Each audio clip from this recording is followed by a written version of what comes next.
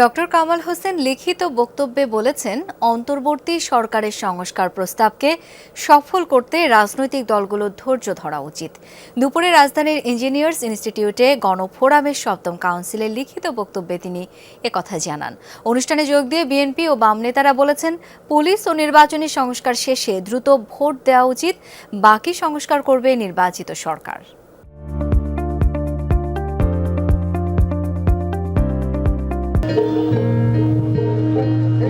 রাজধানীতে গণফোরামের সপ্তম কাউন্সিলের অনুষ্ঠান। সকালে নানা রঙের বেলুন উড়িয়ে জাতীয় পতাকা উত্তোলনের মাধ্যমে শুরু হয় আনুষ্ঠানিকতা।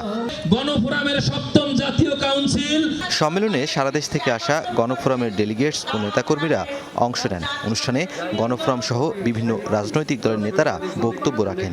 সংস্কারের আমি পক্ষে, কিন্তু কার হাত দিয়ে সংস্কার হবে?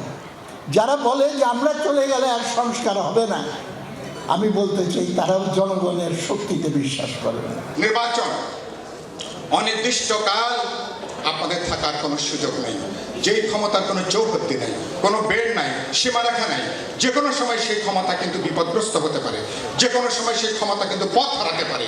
সংস্কার অবশেষে কুসংস্কার হয়ে যাবে। 111 সংস্কারও আমরা দেখেছি, 111 সরকারও পালিয়ে গিয়েছিল। আপনাদেরও যেন শেখ হাসিনার মতো পালাতে না হয়। অনুষ্ঠানে যোগ দেন বিএনপির স্থায়ী কমিটির সদস্য আমির খসরু মাহমুদ চৌধুরী। তিনি বলেন, সংস্কার করবে নির্বাচিত সরকার, এখন প্রয়োজন দ্রুত সময়ের মধ্যে ভোট।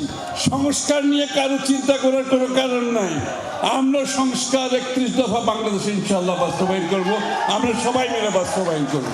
নির্বাচনী সংস্কার করে অতি সত্বর বাংলাদেশের মানুষের মালিকানা বাংলাদেশের মানুষকে ফিরিয়ে দিতে হবে। কাউন্সিল অধিবেশনের প্রথম পর্বের সমাপনী অনুষ্ঠানে গণফোরামের প্রতিষ্ঠাতা ডক্টর কামাল হোসেনের পক্ষে বক্তব্য পাঠ করেন গণফোরাম নেতা ডক্টর মিজানুর রহমান। সংস্কার কর্মসূচি সুষ্ঠুভাবে বাস্তবায়ন করতে সক্ষম হন। এ বিষয়ে যে জাতীয় ঐক্যমত্য গড়ে উঠেছে তা শেষ পর্যন্ত ধরে রাখা প্রয়োজন। এজন্য গণতন্ত্র মানা সকল রাজনৈতিক দল, ব্যক্তি ও নাগরিক সমাজের মধ্যে জাতীয় সংলাপ জরুরি বলে আমি মনে করি। বাংলাদেশের সংবিধান প্রণেতা ডক্টর কামাল হোসেন আওয়ামী লীগ থেকে বেরিয়ে 1993 সালে গণফোরাম প্রতিষ্ঠা করেন। 2018 সাল থেকে দলটি গণতন্ত্র প্রতিষ্ঠায় বিএনপির সাথে যুগপথ আন্দোলনে আছে। ঐক্যের মধ্যে দিয়ে আমাদের যা কিছু অর্জন আমরা করতে পারবো। নুরনবী সরকার, যমুনা নিউজ, ঢাকা। এবার যেন যে ঐক্য আমরা গড়ে